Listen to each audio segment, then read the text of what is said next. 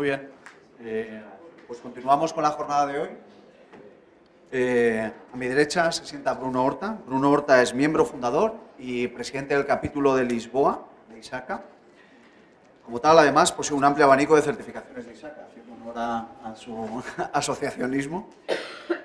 Posee el CISA, XIII, CRISC o COVID. Además es formador y, bueno, además de otra serie de certificaciones muy relevantes para el sector, como es PMP, de gestión de proyectos, y Lego Serious Play, del cual nos hará una demostración esta misma tarde. Muy bien. Tras pasar su carrera profesional en consultoras como KPMG o Deloitte, en 2012 funda Governance Advisors as a Service, donde ejerce actualmente como Senior Advisor especializado en la industria de servicios profesionales. Colabora habitualmente con IDC Portugal, donde ejerce además como Leading Executive Senior Advisor en transformación digital, gobernanza, estrategia y seguridad. Compagina además su carrera profesional con la docencia, participando en Executive Programs en diversas universidades, tanto de Portugal como de Angola. Y en 2019 ha sido reconocido además por ISACA a nivel global con el premio John Cayers, otorgado al mejor speaker de la asociación. Con lo cual, vamos, sin mayor dilación, le cedo la palabra a riesgo de quedar expuesto. Así que vamos con ello. Buenos días a todos. Yo voy a intentar hablar para el micro porque estoy cambiando aquí. Muchas gracias, Carlos y su equipo por haber invitándome. I will switch to English because I have this trauma that some years ago, a colleague of mine that was English, he went to Spain and he said something like this: I will not talk Spanish because I get embarrassed. And embarrassed, he said, embarazado. And since then, I'm very conscious when I use the Spanish, so I use it outside my speaking environment. So just not go in this situation. I will try to speak it slowly, despacito, in English. If someone is getting out of control, please just raise your hands and I will speak even more slowly. Don't worry. Okay, let me try to put a video. Let's see if the sound works.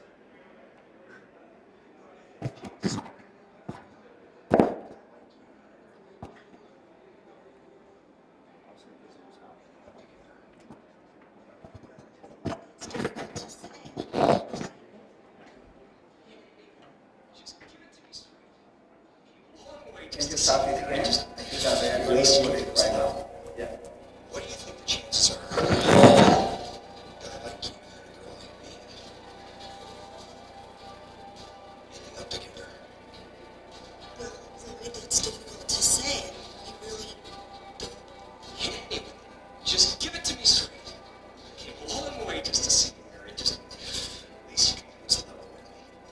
What are my chances? Not good.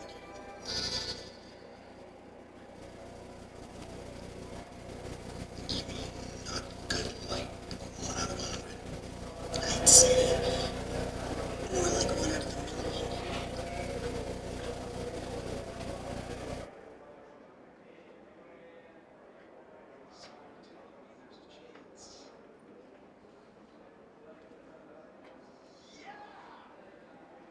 So I like to start with this video because it kind of talks about my career. Since ever I work in the risk environment. So my whole career was to talk about things that could happen in the future, but because it's a risk, it can happen. Also, we have a probability of happening. So sometimes happens, sometimes not. And people that think most of the time in the future get a little bit pain in the ass because we are always trying to understand what's coming on, and it's kind of having a crystal ball, you know. How can you imagine the future? How do you know? And sometimes you need to explain that we don't know. We just try to understand a little bit better the past, to understand the present, and to think, to visualize a little bit better the future. And this was most of my career around risk and doing audits and consultant. And nowadays, when I work with IDC, IDC is a company that do predictions of the future. So it's again trying to imagine what can happen. What we do and what I do is not to invent and to imagine things that, oh, I had this idea. These are things that are based in facts. Of course, sometimes it's 1 in a million. And one in a million can get people very concerned, but as you saw in the movie, can get people very happy. And this is the confrontation that we are speaking today. That is where we stop the maths and the numbers, and where we start the feeling that people have related with those numbers. And even for the same numbers, the reactions are not the same. So my speak today is a little bit to talk about this subject of artificial intelligence, but putting in my shoes. That is someone that works for 20 years in the areas that are related with ISACA. So what I've done in the past, what I do for my concern, my professional concern, and that I speak all over the world in ISACA communities is, it's wonderful to look to these new topics, to these new subjects, but never forget that you are professionals. So it's a good strategy to put your specialty, put yourselves in the topic, because you have value. And that was what I've done. I worked for governance and risk for so many years that when I approach artificial intelligence, my concern is to understand what can I give to the topic. How can I work with this topic? Not to cut my past and start discussing funny things about this subject, okay? So my first number to you, and because this topic of artificial intelligence sometimes looks so far away from auditors and people that looks to numbers. No, the numbers from IDC say, of course, these topics will grow, and with the growth of artificial intelligence, because of topics that we heard in the first speaker saying, and I will put a little bit more underline on that, because of topics like malicious, bias, risk, and stuff, the governance and compliance staff will grow with the subject. So the first message is, as an ISACA community, we have a huge power from our past. That is, we already understand this business IT alignment, the impact that information and technologies have in companies. So we need to use that knowledge, we need to use that experience to talk with companies and say, yes, this is something new, but this is not disruptive most of the times. So when I work, most of my time I work with what we call incumbent companies. That are the companies that are already here. Are the companies, nowadays I work more in a topic called digital transformation. And I work with companies that say, I'm dealing with digital transformation for 50 years, when the first computers arrived in the company. So companies are already adapting and trying to transform them to these new events for some time, for some years ago. So we need to understand that this is the environment, the companies are there, the people is there. So when we discuss this subject, we have to understand that our primary goal is to put this same company, and ideally these companies, in the future. It's not to create startups, it's not to have ideas, it's not only discussed about the subject, it's really a social and economic movement. So we are trying to take a society, an economy, a company to the future. And this is the goal. And IDC says that nowadays we are in a ticking point, we are in a turning point.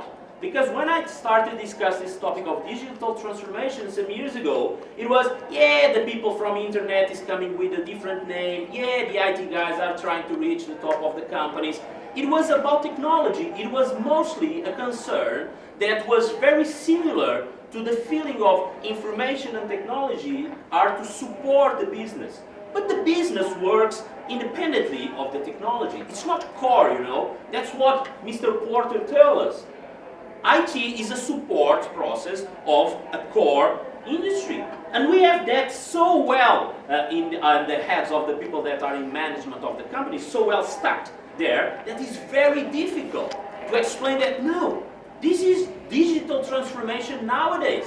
We are actually moving to a society, to an economy, where digital business is the real stuff. And the numbers of IDC tell us that from 2021, 50% of the global GDP will be digital. Which means that it's not that people are using computers. The global economy, half of the economy, will be dependent of things of the third technology platform, like cloud, like social business, like mobility, like big data. And we'll be using what we call the innovation accelerators, like IoT, artificial intelligence, natural interface, cybersecurity. So what we are talking about is not a technology supporting the business. It's actually, if there's no technology, there's no business.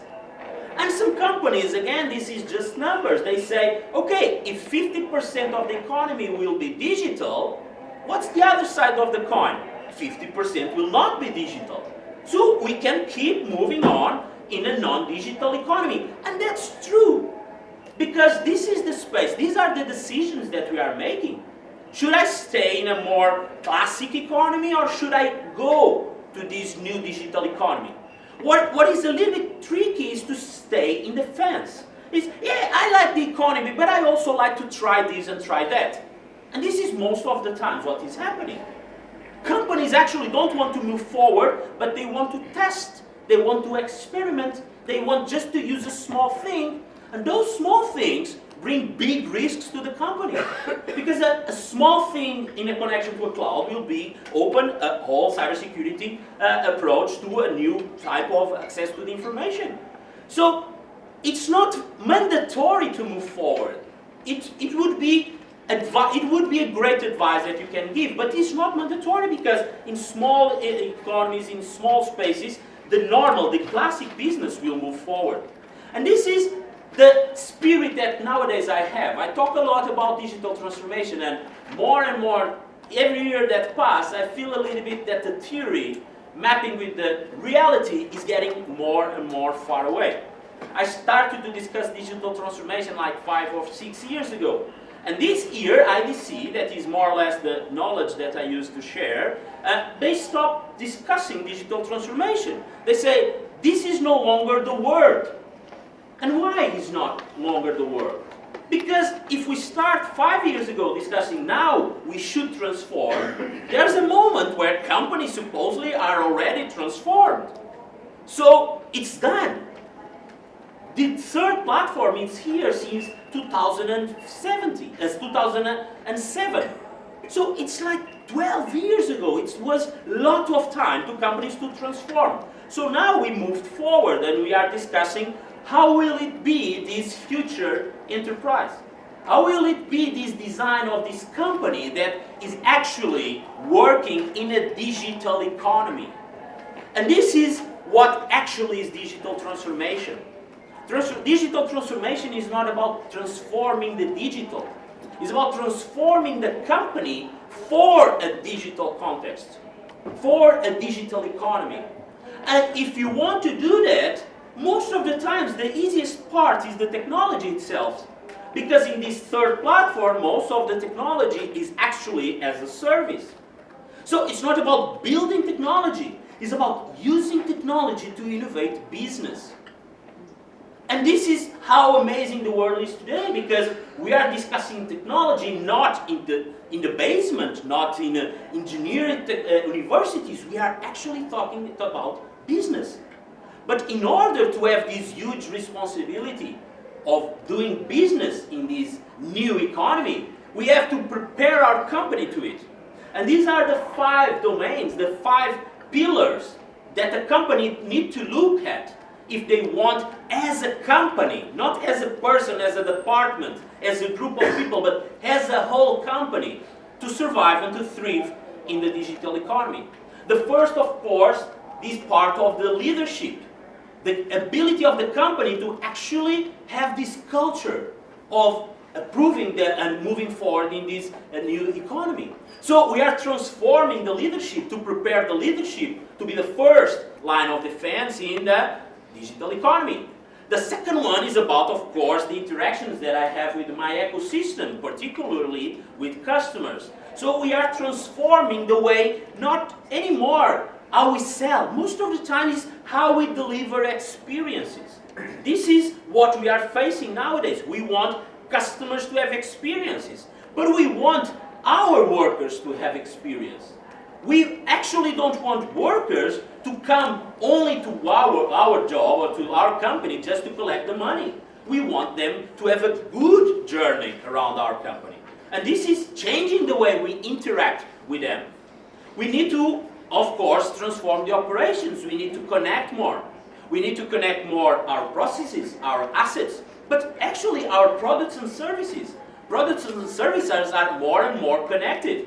And from the moment that we stop thinking so much as a factory, like we have raw materials, production factors, and we will have a product that probably the market will want, and we start thinking, no, nowadays, my product actually is a service, is a continuous relationship with my customers.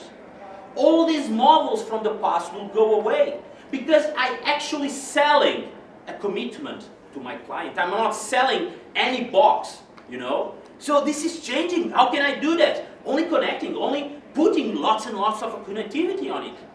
We have to change the work, the way we interpret where are we working, but most of the time, what are the skills, who are the people? We have a huge lack of people with skills, good skills to support actually companies doing this. I work with lots of companies that get so excited with lots of leadership commitment to move forward, and then they come to the reality and ask, well, do we have people to support our program, to support our strategy? And the answer is no, we don't. But it's something related with us. No, there's no people outside. So this is a huge elephant in the room. People discussed a lot the technology, but the technologies are there. We mainly don't have people that really know how to use the technologies. That's why, as a professional community, we are so important to bring more people to these areas to actually explain that they can transform their lives, they can transform their careers by adjusting their profiles to this new economy. And the last one, and probably the most impactful one, is the future of intelligence. How will we use actually this asset, or this new asset called data, to actually support our business? How can we prepare these data-driven organizations? It's not support the business, it's actually doing the business, creating value based on data. And this is the part, this is actually the pillar where the artificial intelligence mostly comes. And this is a challenge that companies, and remember I'm always talking about real companies, your companies. And this is a huge challenge. Because when we start to talk about intelligence, in our minds come, oh, intelligence people, knowledge, a perfect world, a pink world. But the biggest threat in companies is not intelligence, not too much intelligence, it's too much ignorance. Most of the times the problem in companies is actually that I cannot separate what people actually should learn and the things that people, and that's what makes us humans. We are not humans because we can learn. We are humans because we can't avoid learning. And that is amazing because every time we touch something, every time we cross something, we learn. So if we cross with ignorance, if we cross with problems, we will learn from them. I love this sentence. I don't know if you ever read this article. This is something that said that it's based in a radio program that the guy called to the radio saying, you finally solved one of my problems, one of my questions in my life, that was, do people that knows anything about a subject know more or less than two people that know anything about the subject? And actually, when two people that don't know anything about the subject and start to discuss, they create knowledge from their perspective, right? Now I think no, but that's impossible, right? Because there's no knowledge in any of them, and if they avoid the context, if they are only the two brains, it's impossible by definition that knowledge comes. But every time we look to a discussion, well, yeah, I think, people try to fake they are learning. And most of the times they are just spreading ignorance around the company. And this is terrible. Why? Because if we don't understand actually what we are trying to do, that is, we have to understand that intelligence, the knowledge, is a huge tool in this digital economy. So it's not only about the brains of people together in working groups to generate knowledge. It's about having this concept of contextual collective knowledge. It's not only human against human, it's humans working with machines and trying to create these networks where different types of knowledge kind of are integrated. It's not only analytical. Everyone is so concerned, oh, machines will take our jobs. Machines mostly can do analytical work, analytical knowledge. But what about the contextuality? Machines also try, but understanding the context, most of the times we are talking about algorithms that are prepared for a specific task. They don't understand the context. And that is a huge part of the knowledge. What about the creativity? This is something that until now, supposedly only humans have, and is so important. What about emotions? They can fake, machines can fake if they have emotions, but that's not organic, that's not real. And what about the normative knowledge? That is something that we, as a community, discuss a lot. That is the knowledge that it's written like that, is where compliance comes. So knowledge is all this together. It's not a separate thing of humans from one side, machines. So what we are trying to do now is to, in the middle of two people discussing, bringing machines to the group. So imagine two people that don't know anything about something, to bring a machine to the middle of those two. And that's the core of the concern. Most of the times we don't have the ability to train ourselves. How can we train a machine? And the big questions just arrived, the moral questions. Have you heard about this scene is talk about the trolley dilemma? Have you heard about it? Basically, it's an exercise that was made for humans, not for machines, that put the question that is basically, you are this guy. This is a trolley that is coming without brakes and will kill all these workers in the line. And this will happen, basically. But you can decide to push this fat guy to the line, and if you do it, only the fat guy will die. What will you do? And this is a question of moral question. This is something that nothing related to machines. This is how the philosophers discuss the subjects and so on, so on. The question is, how can we solve this? Should I act and kill one guy? Should I not act and have nothing, but I knew that 5 people will die? What should I do? So how can I train a machine to do things that we as a humans don't know how to do as a whole? So it's kind of we need to move forward. Because if this is a moral dilemma, there's no solution by definition.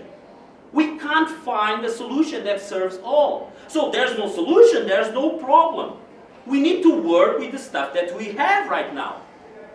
So in your brains, probably you just started to imagine, will I kill the fat guy? And I had this presentation some days ago that someone said, and why a fat guy? Yeah, because for the exercise, if he was a thin guy, the train would not stop. So it needs to be a really, really fat guy to stop the train. It's nothing against people like me fat. So the moral machine, that is a project from MIT, is something very useful that we can use, because this same question was made by MIT related with self-driving cars. And they just asked for millions of people, what will they do? Will they stop in the red light? Will they kill if it was a young man, an old man, a young woman, an old woman, it was a dog, it was... So lots of scenarios, and they ask people, what will you do? And at the end, there's no answer, but there's, at least by region, by country, collecting information that was collected and said, people supposedly act like this. So it would not be a decision for a person in a government or a specialist, would be information collected from behaviors that people at least told, okay, I will act like this. And this is the concern, because I cannot discuss moral, but I should discuss ethics. Moral is the good and the bad. Ethics is, how can we collaborate as society to these specific topics? So if we discuss the self-driving cars, can a brand of a car say, yeah, but if you buy my Mercedes, our Mercedes never stop. If something's wrong, they kill the guys in the road. And you buy another BMW and say, no, our algorithm in this situation will kill yourself. what people will do. So this cannot be put in the decision, in the market decision. So there are some subjects that need to be discussed outside companies, of course, but where? The speaker before talked about lots of things going on, but if we actually realize, my favorite one is this one. This is only possible to discuss as a human rights level. This is not about country A, country B, use our technology. If we cannot solve this in United Nations, this will not be solvable. And there are so many other things that we can't solve in United Nations. So this is just another topic in our society. So it's not, when self-driving cars kill one passenger or kill someone, the car killed the passenger. What about every day the millions of people, not millions, hundreds of people that die with humans driving because they were tired, because they were drunk, whatever. What about those people? If it was a machine driving, probably the number of dies would get down. So it's a discussion that we cannot perpetuate and, let's discuss, because this is pure philosophy. This is pure ideology. This is pure high-level ethics and morale. So my concern in companies is that they don't discuss this. They need to understand this, but we must avoid that companies spend time and time discussing the morale of the stuff and where the world goes and what about the moon. That's not the job of a company. The job of the company is something that this mister told us. I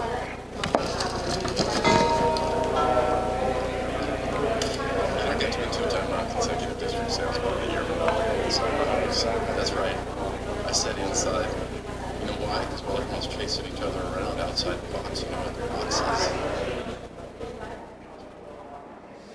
is. So this is the best piece of advice that from Phil's philosophy they give us to us. We have companies. We want these companies to survive in the next years. So we need to discuss every topics related with digital transformation, particularly the ones related with artificial intelligence, inside the box. And the box is our company. What concerns me is to discuss in my companies or the companies of the clients that I work with, how an artificial intelligence will impact their companies. I don't want them to discuss in 10, 20, 30 years, at least during the weekdays. They can discuss it at the weekend and with the friends and go to conferences, but they need to act inside the box. And I see lots of people that enjoy conferences, discuss the future, and they are not acting inside the box.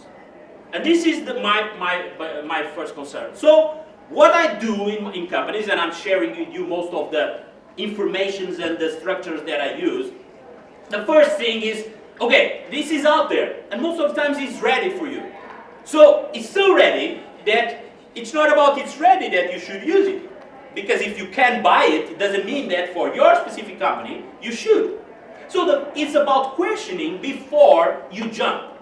Because most of these things are so emotional, are so passionate. Let's just try, and we just start using this and do a minimum viable product there and just pilot over there. And we don't do the right questions before we do we don't do the question, are we doing the right question before we do operationally the things that we will operate.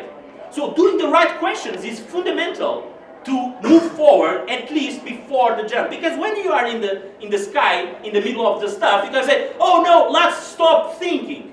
And all this stuff is so speedy, they are so fast, that there's no time once you jump. So the first thing that you should ask people, and this is already a little bit about governance, your companies need to make some hard questions before. And the questions will not be 0 or 1, will be kind of a reflection about, and I will share with you 4 subjects. The first is, of course, related with jobs. Everyone discusses, and this is probably the most emotional one, the machines will take jobs and will replace humans. My vision of the stuff is every time a human is doing something that a machine can do, it's the human that is taking the job of the machine. It's not the machine that is taking the job of the human. So humans are humans because they can do things that machines can't. So having people, yeah, but I like so much to be a machine, I just like to come here from 9 to 5 doing this. That's a huge responsibility. So, of course, we have to discuss the subject of the jobs. But we have discussed it at least with goodwill. And the first thing is, we have to make the question. Sometimes, some jobs will disappear, of course, operational jobs. But that doesn't mean that the people will disappear. Because most of the times, the skills are not aligned, but the people, the commitment with the company, the commitment with the spirit, the values of the company are more important than bringing a young guy with 20 years to the company, saying, oh yes, I love this company, 10 euros more of salary. Yes, I love also your company. So people are important, but the skills need to be questioned. So questions like, how many jobs we will lose? How many processes you can automate? What are the right skills to move forward? How we will impact the ecosystem? Sometimes because I automate my process, I can be impacting my clients or my partners' jobs also. So this is the questions that we need to put in the table. And we say, oh yeah, machine will take one people out. That's the goal. Because if nowadays we look to the numbers of the thing that is very basic called RPA, have you heard it? Robot Process Automation. This thing is bringing hundreds and millions of FTEs and FTEs to companies, and is helping so much the productivity of companies that in any world, people, humans, would be able to replicate those operational tasks.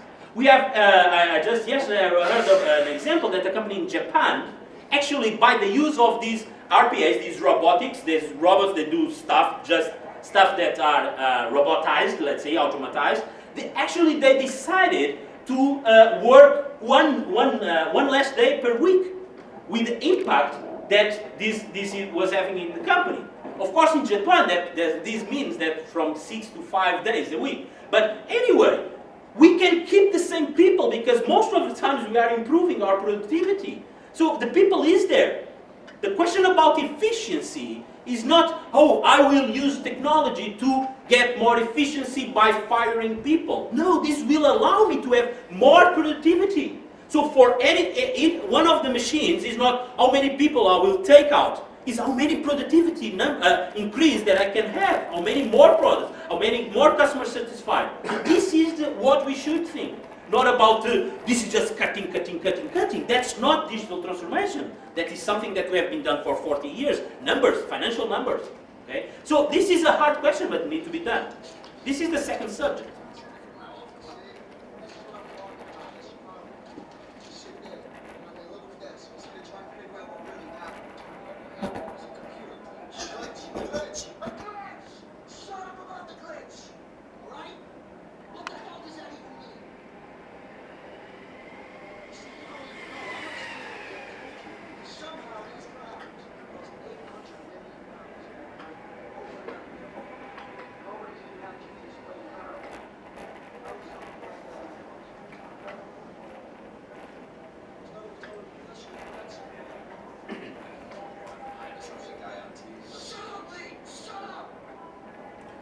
Anyone saw this movie, Money Monster?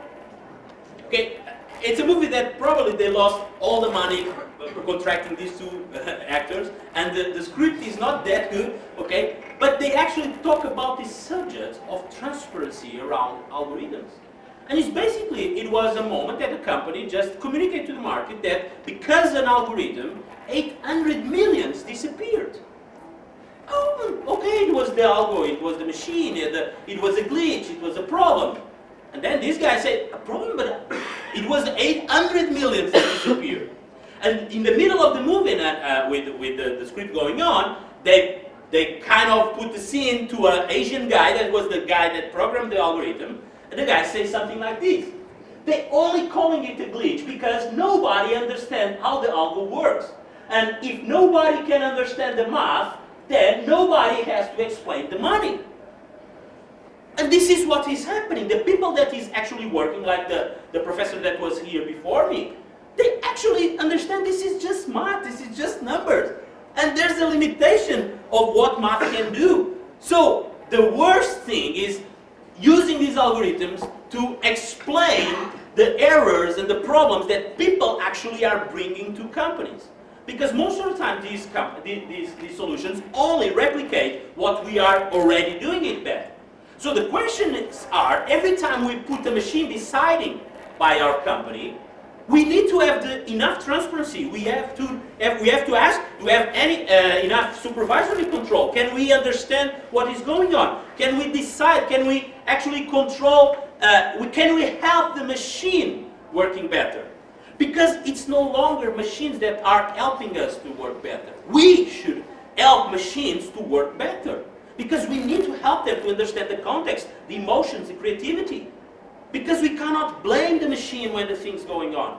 And we are doing it already right now. My company stops, is attacked. Who's the blame? The IT guy. My company have a problem. Who's the blame? The security guy. We are already doing this with humans. So if we bring machines in the middle, they will be the responsible ones. But what for? At the end of the day, there will be a stakeholder outside asking, yeah, okay, probably it's a problem inside your company. I don't care. It's your company. So having these machines doing stuff that we can't control, can't supervise, it's dangerous. That's why the topics of control, the topics of compliance, the topics of supervisory, it's still there. This is something that is very huge, and we need to ask, are we able to understand what they are doing? And most of the times, not what, it's like why they are doing it. Because if we understand why they are doing it, I can at least influence. I cannot pick up the end of the machine, but I can influence the way they are acting in a way they shouldn't. So this is something that we need to understand, because if machines are doing their best, sometimes cannot be, or can be, not in the best interest of the company. If we put machines, self-healing processes and self-healing products, we at the end can have a company that don't have more products to sell. Because the products are so perfect that the clients buy it once at a time, and it's done. So I stop selling because the machines solve the problems that I was actually solving to my clients. Okay? So when the machines are starting to get in this middle, this is a little bit concerned. Another topic is about security, trust, privacy. We discussed this also previously. And it's a topic that we are so familiar with it. When we discuss about these topics in all other subjects with ISACA community, now it's just another resource that we have in the middle. Now it's just another type of vulnerabilities. But we need to pay attention. We need to put the question in advance. Are we doing profiles that we shouldn't? Are we knowing more from our clients that we actually should? Because we need to use artificial intelligence. Because even for our own protection, we cannot keep protecting our companies with humans. Because who's attacking nowadays our companies? Our companies are not being attacked by humans, they are being attacked by machines. So if I don't put machines defending my company from the attacks, how can I solve this problem? So we need to move forward with responsibility. That is something very different of not moving forward because of the fear. This will give lots of power to the company. So I need to control that power. It's not a question of not having the power in our hands. Of course I get irritated with sometimes it comes a message in booking saying, oh, this is the last one. Other 30 persons are looking to the same hotel as you. I say, I'm searching for a small space in the middle of nowhere. How come 30 people are looking to this? Okay? And people say, oh, because machines? No, this is just behavioral economics. This is social sciences. This is what humans do to humans. They explore the reward systems of humans. So machines only do it faster. And can take advantage of this in a way that probably we are not taking, but we are already there. We are already doing it. So machines most of the times only accelerate what we have good, but also what we have not that good. And this is a problem of privacy because of machines? No, it's because of the humans that program machines that work with machines. They actually give the questions to the machines, and most of the times are those questions that are not the right questions to make. So the machines will do. There's a famous exercise that was done with an artificial intelligence algorithm that was related with solving the cancer problem. And it was kind of a humanity question. So this was so valuable. And most of the times, we understand that machines are not evil, like in the movies. Machines are not by default evil. They just get so much effort. It's like a dog when we arrive home. They just want us to be happy. And this algorithm actually solved the problem of the cancer by killing all the humankind. And by killing the humankind, they were solving the problem because no one would have cancer in that reality. They were just making their best effort to answer to a very specific question. That's why we cannot only think about analytical thinking of machines. We need to explore the connectivity, the networks, bringing emotional thinking, bringing contextual thinking, creativity thinking, and that's the challenge. The worst example of this, it was that I remember, it was like 2 or 3 years ago, this TIE project. Have you heard about TIE project? Again, it was something that a technology company called Microsoft thought that, because most of the times, I try always to put things simple, in a simple way, because it's the only way most of the times that I have to understand the things. It's what's the difference for everyone that program in their lives? It's because we are not programming what the machine will do. We are actually training the machine and then testing the machine. We are giving inputs to the machine so the machine can train, and that's the biggest difference.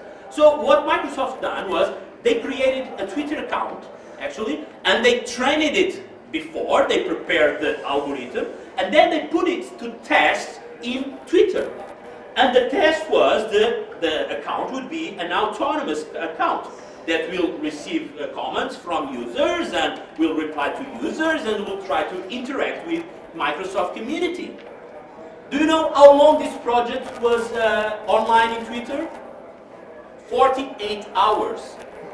You know why? Because after 48 hours, the algorithm was shouting on everyone. It was racist. It was screaming all the time, treating everyone badly. Oh, the algorithm. Right. People are getting more and more afraid of humans.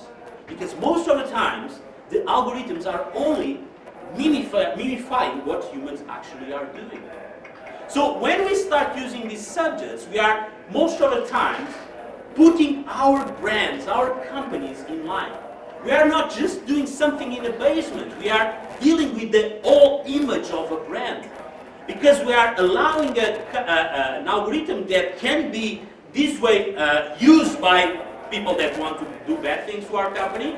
They can use the algorithm to attack us from inside. That's why sometimes we discuss a lot about privacy and security, but most of the questions nowadays are about trust.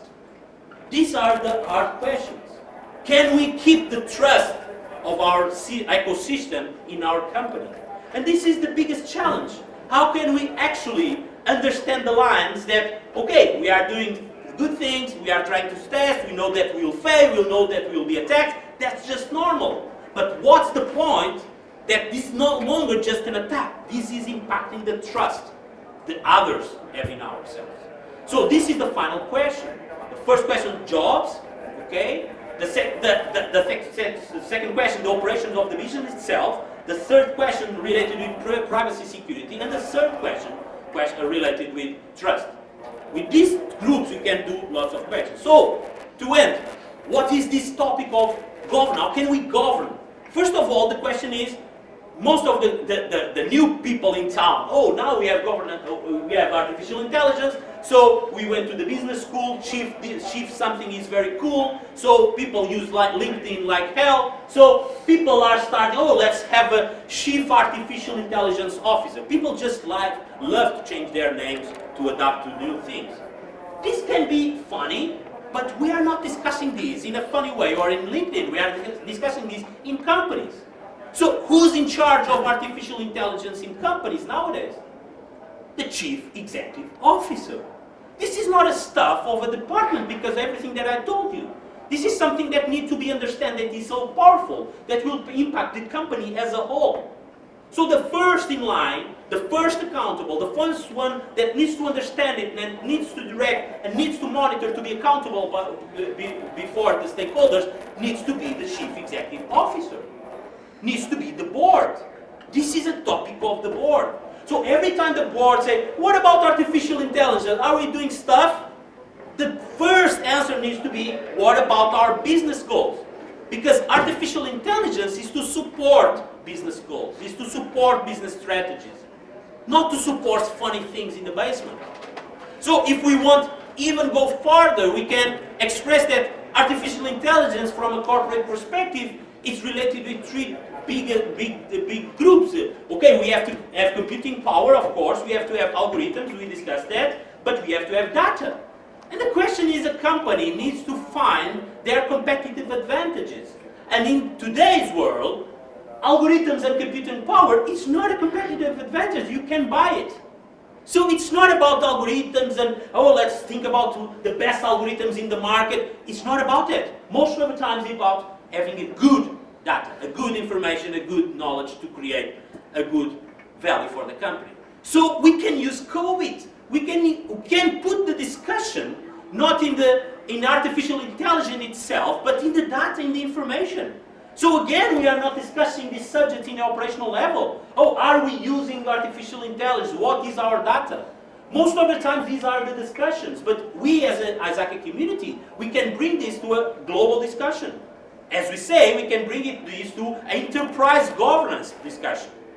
Enterprise governance of information and technologies. And this is exactly what COVID is.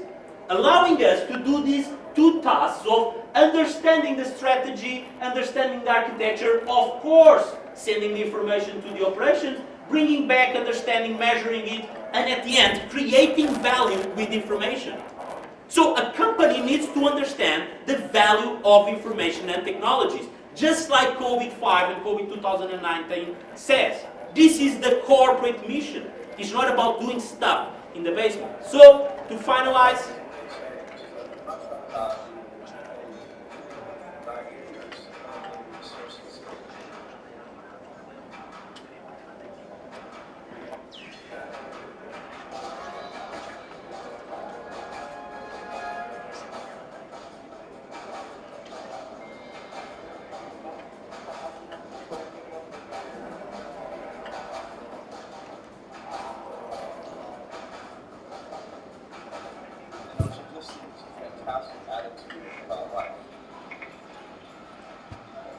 Luckily, you have resourceful kids with 10 fingers. Yes, so far they have all those fingers. Yeah, exactly. so our job in companies is to allow companies to be resourceful. We as an ISACA community, we can help them, and we help them in the first line of defense. We help them in the second line of defense with control, with compliance, with security. We help them in the third line of defense with audit. And this is our job, to support the company, to use the new technologies in favor of the value creation. So when something comes that is a new asset, that is artificial intelligence, that actually is working with information and data, the first thing that most of the people discuss is, yeah, what's the controls? How can we control? But this is so low level. This is impacting the whole organization. So before we implement controls and implement and do audits for artificial intelligence, we need to complete all these levels, all these landscape. And this is the hard thing. Because most of the times, and this happened with GDPR, every time something comes and, oh, what about the fines, and we'll have fines, most of the reaction of company was, if artificial intelligence is bad, so the first reaction will be eliminated. And let's close our business happy because we didn't use things that were so risky. Like the ones that eliminate all the information for their companies, and now they will end up closing their businesses, but very happy because they are GDPR compliant. They will close in compliance. And this is not the goal. The goal is why I have information, what the information is for, and it could create value for the outside. And because we have information, we help companies to understand the quality of the information. Subjects related with the quality normally, but topics of security, security of information, compliance of information, we help them to understand the privacy related with compliance. We have lots of bibliography and information that help us to understand the principles of privacy around. So if we really understand that we are discussing about keeping the quality of the information, this new asset is just a way we as an ISACA community can help companies to discuss new risk scenarios. What can go wrong with information? Let's discuss it centered in information. And if we can do this, then we can design our governance system, then we can sometimes transfer the risk, sometimes accept the risk, and most of the times what we do is mitigate the risk, how? Using the enablers of the components, using processes, using principles, using services. And if we manage and governance well the environment, then finally we can implement the controls. So we should give the companies this comfort that we are here, we are ISACA, and we can help you to complete the map, not only to scratch here in the controls area. So the last message is a little bit inspiring in this joke. Everyone is scared, everyone has fear, even doctors. This thing like, don't worry John, this is just a small simple robotic surgery. My name is not John. Yes, the doctor's name is John. So people, the specialists, are even more scared than actually the ones that are using it. And this is just normal. This is when people are humans. This is when humans are humans. Muchas gracias.